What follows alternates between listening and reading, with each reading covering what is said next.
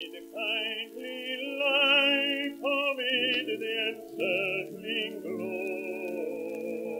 Titanic carried 3,300 passengers and crew. Nearly half of them lost their lives on the night of April 14, 1912. But the stories of the Titanic live on. On the ship were millionaires, artists, fashionistas, bakers, cookers, musicians, doctors, and con men. These are their stories. Welcome to the Last Night on the Titanic podcast. Hi, everyone. Welcome to the Last Night on the Titanic podcast series, looking at the lives and the actions of the people who were there on that fateful night. I'm really interested in this episode because we're going to see a side of the Titanic story that people think they know a lot about, but they may or may not be right in that. And I'm joined, as always, with our Titanic expert, Veronica Hinke. Veronica, how are you? I'm well, Scott. I've been looking really forward to talking with you about the helpers who really, stood up that last night aboard the Titanic. Yeah, I mean, this is something that, although I don't know a lot about the Titanic, when I'm thinking of historical analogies of people in absolutely desperate situations pushed to the brink of death, the siege at Operation Barbarossa, when Germany nearly toppled Russia west of the Ural Mountains, sieges that are taking place in the Middle Ages, when people are starving, absolute desperation. Sometimes you'll hear stories of people who manage to rally and give a little bit of a shred of hope to others. And that's a lot of what these helpers did, whether it's helping people into lifeboats or to motivate people to stay warm, sing songs, whatever it is to keep them from giving up hope when they think that they're going to die. I'm really interested in unpacking this. And I think the first one, I've heard the name, but don't know very much about it at all. The Unsinkable Molly Brown. Great title. That's a great person to start with. So tell us about the Unsinkable Molly Brown. One of my favorite quotes, Scott, is by Mr. Rogers, Fred Rogers. He wanted to find a way to show compassion after 9/11, and he shared a story with his viewers.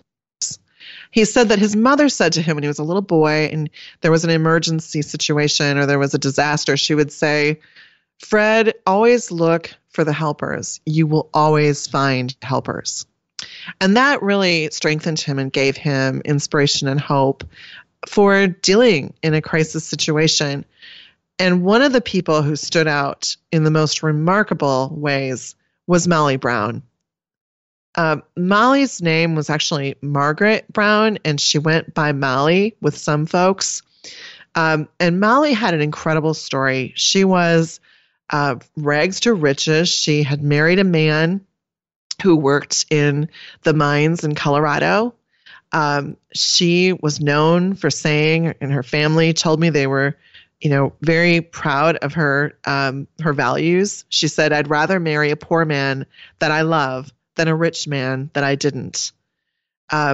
Years later, after the Titanic, in more recent years, a necklace was found at the Titanic wreck site, and it had gold nuggets hanging from it. And people tend to think that that was Molly's necklace because there was probably no other mining wife aboard the Titanic, a wife of a miner, and that necklace was very significant of her life and her life story. She went from having nothing and, working in very menial jobs to help support her family from a very young age and ending up in just a world of nothing but lavish luxuries and just incredible wealth because of the great fortune that her husband struck on and pretty early on in their marriage. And she certainly deserved it from everything I've been able to find out about her.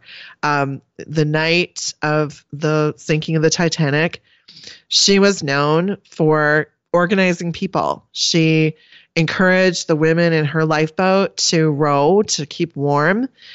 She established, sing-along to help them sing through the night to get through things, to get through the experience. And then once aboard the Carpathia the following morning, in the wee hours of the morning of April 15th, Margaret set to work distributing food, handing out cups of drinks, and passing out blanket after blanket to her fellow survivors.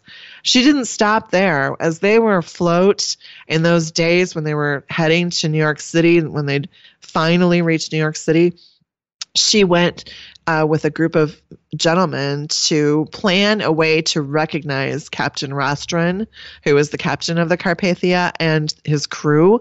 You have to understand, this was a captain who led the way in the Carpathia through an ice field to go and rescue these people. They took such a risk. So Molly and others decided we need to do something to recognize this incredible crew. They had all sorts of different forms of recognition, and Captain Rostron received an engraved silver cup from them. So there's a photo of them that I was able to find, and it shows them giving him the silver cup. So just when I think of what I would be doing on those days headed in on Carpathia into New York, I cannot imagine the strength this woman had to think, what can I do for others? How can I recognize these people that have rescued us? I mean, it's just incredible. When I hear stories like that about people, it makes me really curious. Is there something in their background that causes them to rise up to the circumstances? Is it something in the moment that they didn't even know they had the strength for that? And from the little bit that I know of Molly, based on some of the information you've shared with me, she seems to have a very strong joie de vivre. There's some bad French pronunciation for everyone in the audience. She was something of a yodel champion, or she learned how to yodel in Switzerland. Is that right? Well, she was known as the Rocky Mountain Warbler. She learned how to yodel in Switzerland. And what a neat type of thing to entertain guests with. When she'd have maybe, dinner parties with people, she'd sing and yodel to them afterwards, probably. I can imagine her doing that. And she just really, like you said, a joie de vivre. And you did pronounce that very well. She really had a zest for life. Afterwards, she organized a fund drive for those who would be most in need when they reached New York City. And the Survivors Committee raised nearly $10,000. Her experiences aboard the Titanic really put her in a position where she could do even more for people afterward, and she rose to that challenge. Molly organized an international women's rights conference in Newport, Rhode Island in 1914. So that would have been 2 years after the Titanic. And during World War I, she started a support branch for relief for soldiers in France. She received the French Legion of Honor in 1932 for her bravery during the Titanic disaster and World War I. So it's pretty amazing. And then I was also really impressed at the benevolent work she did, in other ways. She worked with the Committee for the Catholic Fair. She was known at one of the nicest hotels in Denver at the time, and now too, the Brown Palace. The Brown Palace was really helpful to us in research and provided a recipe for a mint cocktail. And it's a really great thing that they did, because we know that a bottle of creme de menthe was found at the wreck site of the Titanic. And so we're happy to have a recipe that honors Molly and also includes a little bit of creme de menthe. She was a teetotaler, but for sure the social functions she was engaged with, there was probably, champagne and creme de menthe drinks and things like that served at least. So we know that it's definitely a fitting cocktail for this part of the book, and it's included in this section of the book. She was known at the Brown Palace Hotel, Scott, for bringing gifts to the staff, not just the maitre d's and the front desk staff that could help get a good seat or whatnot, but for people, even, the maids, the janitorial staff, everyone would get a gift from her at Christmas time. And she would make sure they had a Christmas tree in the lobby. So she was known, the hotel told me, as having a heart as big as a ham, which they borrowed that from, or I'm not sure what came first, if the movie borrowed that from the Brown Palace Hotel or if the Brown Palace Hotel borrowed it from the movie, but that was how she was described in the movie too. She was that's where she kind of got her unsinkable Mrs. Brown. That's how she was referred to in her obituary in 1960 when she passed away. In 1932 when she passed away. She was in the Barbizon Hotel in New York City. Of course, the old is a very interesting historic Barbizon Hotel where so many notable people lived at one point in time. The autopsy found that she had a brain tumor. And then in 1960, her story was made into the Broadway musical, The Unsinkable Molly Brown. That's where that comes from. Does she show up in the two film depictions of the Titanic? Oh, yes, in both. I've seen the latter one, but it was just kind of a blur, and so I didn't stick out. What was your take on it? Do you think that either one of them or both of them did a good job of the depiction based on what you know about her life? I do. And I'm happy that, a book is always a great opportunity to take a closer look and provide more details. So I'm glad that we've been able to do that here because there's so much to this woman in addition to that quick glance that you get in those movies.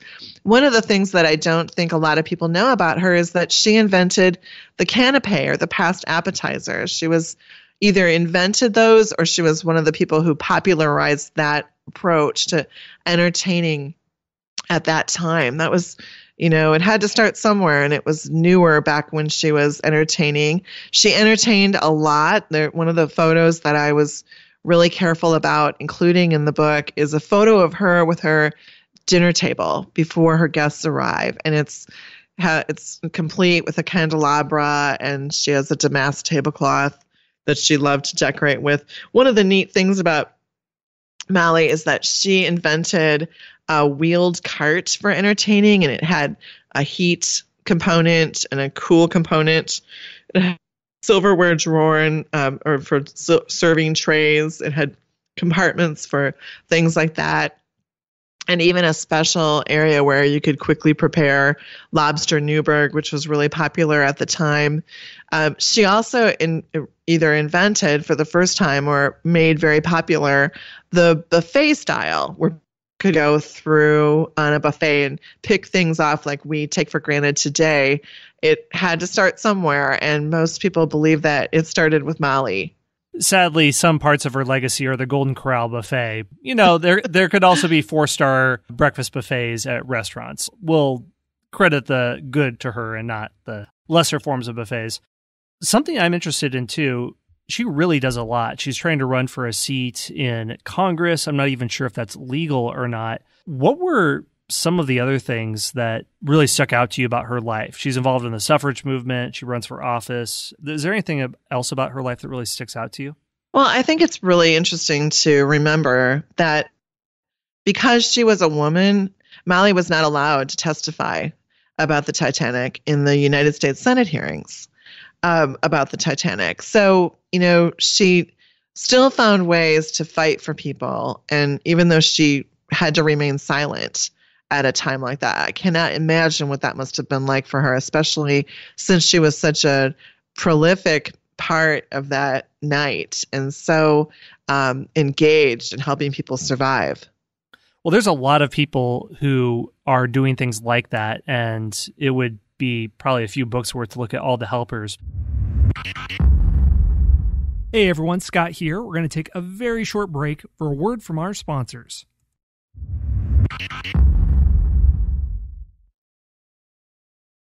Somebody else you focused on was Benjamin Guggenheim, and very wealthy individual, but also plays a key role as the ship is going down. So could you tell me his story? Molly Brown and Benjamin Guggenheim had worked together in other capacities before the Titanic.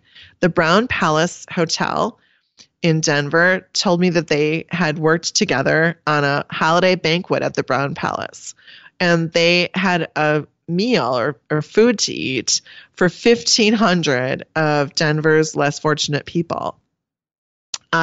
So, it's interesting. Here they are on the Titanic together. And then one of the stories, can you hear me okay, Scott? Yes.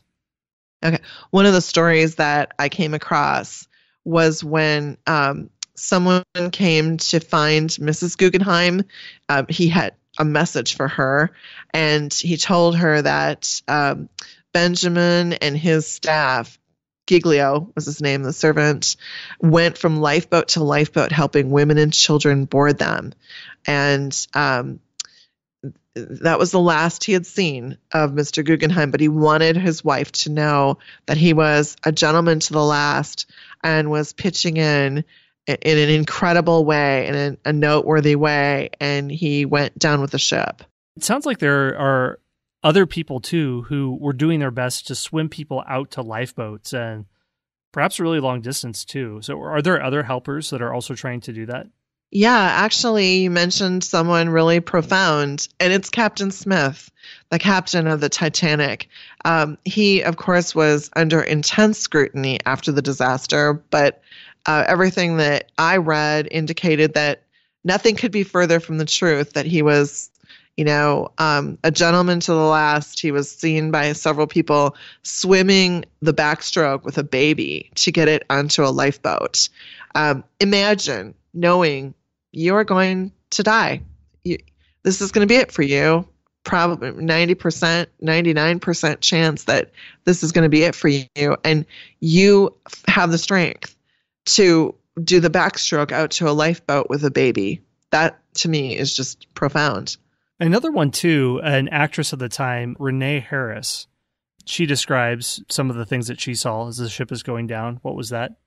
Well, Renee Harris was, she was married to Washington, D.C. theater manager Henry B. Harris, and he was very well known. And so she was in the circles of folks that would have been around Major Archibald Butt. And Major Butt was the assistant. He was the aide to then President Taft, and he was traveling with Francis Millett. Francis Millett was the man who was in charge of the World's Columbian Exposition of 1893. He was in charge of the design for it and planning how things would look here in Chicago, where I am now. In fact, if you've heard of the book, The Devil in the White City, the White City is referring to the white buildings that were painted, and they were spray painted white. And that was under the direction of Francis Millett. He was a good friend of Archie Butt's, and he encouraged him to go on a trip to get away for a while and relax. He thought he really needed a rest. That was far from what he was doing on that last night on the Titanic, according to accounts from people like Renee Harris, who said that Major Butt was a major to the last. She said that God never made a finer nobleman than he. So Marie Young, who lived in Washington, D.C. and was friends with Major Butt also, like Renee Harris was, is thought to be the last woman to leave the Titanic alive. And she was the person who recalled how Major Butt tucked her into a lifeboat. Almost, she said, like he was, putting a blanket around her to go for a motor car ride. He said that he even got in the lifeboat with her to reassure her, and he performed little curtsies as calmly and with a smiling face as if death was far away instead of being but a few moments removed from him, which just sends chills on my spine to think of, again, this valiant man, looking the other way when death is looking him in the face. He's thinking, who can I help? How can I make my family proud? What can I do to help? Right. And there's some quotes about him that I saw you mentioned where how incredibly calm he was when people think he's acting like he's at a reception. What did they say about him with that? Well, basically, they compared his calm to how they would see him at a White House reception, and that he was that diplomatic even to the end. Yeah, and he threatens bodily harm to somebody else who's trying to get into a lifeboat before a group of women do. That's a really good story. What does he say with that? Right. He said, excuse me, but, no one gets in this lifeboat ahead of a woman. or I'll break every bone in your body, or something to that effect. Well, there's a lot of stories like this, and a recipe that honors this or evokes some of this memory. One recipe that you chose was lobster canapes. And is that particular to Molly Brown, or was there something else that made you decide on that one?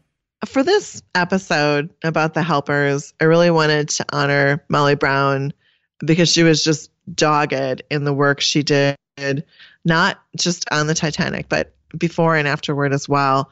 And one of the things, as I mentioned earlier, that she was known for were her lovely parties at home. In fact, one of the things I wanted to tell you, Scott, too, is that Molly was almost quirky in her entertaining. She would remove all the books, quirky in a good way. That's a compliment, I think. But she would remove all the books from her bookcases. And for Valentine's Day, she'd only put red books in her bookcases. Same thing for St. Patrick's Day, only green books. Red books for the 4th of July. So she really put a lot of effort into entertaining. So for this recipe, we wanted to choose for the culinary spotlight a recipe that is something tied to her. Canapes are past appetizers that are lovely, elegant, little easy to make things that you could make for a Titanic themed party or just for, an Easter dinner hors d'oeuvre, something like that. And the lobster canapes are maybe what they might have been eating as hors d'oeuvres during that last first-class dinner on the Titanic. We know that the first menu item is hors d'oeuvres, a variety of hors d'oeuvres, and we can only imagine that lobster was probably in the mix. And Molly did not have any recipes that we know for sure were hers, but a niece of hers spoke with the folks at the Molly Brown House Museum in Denver, which is a fabulous place. If you are ever in the Denver area, I would highly recommend spending an hour or two there at the least. They're really interesting people there, and it's really neat to see Molly's home and where she did all of this fabulous entertaining. And they received a recipe from this woman. Her name was Dolly Brown, and she thought that this was a recipe that Molly had used in the past. And so she had shared this with the museum, who in turn shared it with us. And the lobster canapes are made with 6 slices of bread, and you just need an egg white, a cup of mayonnaise, paprika, enough to sprinkle a little bit on top of 6 canapes, a pound of fresh lobster meat, and you can buy that now where you don't even need to crack open the lobster. You can just buy the meat, and a few drops of Tabasco, a teaspoon of Worcestershire sauce, and a teaspoon of, and I was surprised by this one for the time, liquid smoke. They were already working with liquid smoke, but then that's not a new thing. So you just trim the crust from the bread, cut the bread into little squares. You toast the bread on one side only and butter the non-toasted side. Then you beat an egg white and fold in the rest of the ingredients. And then you pile on top of the buttered side the ingredients. You sprinkle everything with paprika and broil everything until golden brown at a low temperature. I would think like 250 or 300 at the most. So the recipe says something that I love because I'm a huge fan of paprika. I just think it really makes any kind of recipe bring out the flavors. It's just a really great flavor. The recipe makes a note that says paprika plays an important part in browning any broiled canape. So remember that for when you're making canapes. Don't forget the paprika. There you go. I mean, that is comprehensive. It is historically accurate. It comes from her museum itself. Sounds really good. Win-win-win all around. And it's simple, too. It's very simple to make. Right. That's the best of all. That is how I live. Is it simple is probably my very first criteria. So if it can clear that hurdle, then I'm good to go. Thank you for sharing this, because I think this will bring a part to the story, and it brings it alive in a way that a lot of the other recipes and things you were looking at are trying to do as well, and have a sensory experience that can also have a historical connection to what happened. Well, that's all for this episode. And as always, if you want to take a second look at the recipe or go through it again, all of those are available in the show notes for each of these episodes. And we are going to continue in the forthcoming episodes to look at the cast of characters and the different people, the different professions that were there on the Titanic. See you then.